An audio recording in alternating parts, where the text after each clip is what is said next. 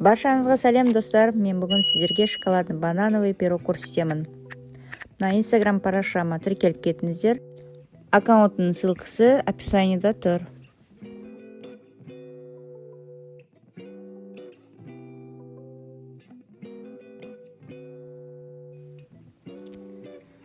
Үш жұмыртқаны жарып аламыз. 60 грамм шекерді қосып,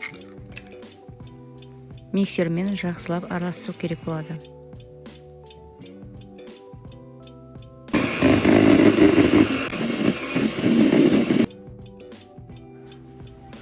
Қыздырып алған сармайға шоколадты саламыз. Жақсылап араластырып, шоколадымыз еру керек. Бірақ жылы болу керек. Қатты ыстық болмау керек, себебі жұмыртқамыз пісіп кетеді. Жақсылап миксермен араластырып аламыз.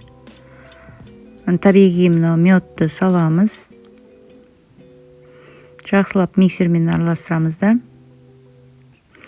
Екі бананымызды алып, шанышқымен езіп, жаңағы массаға саламыз. Миксермен жақсылап араластырамыз да, ұнымызды саламыз.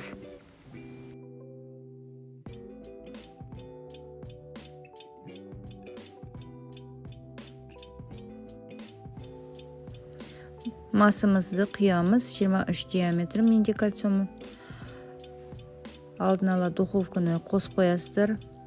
180 градуспен 45 минут тұру керек болады.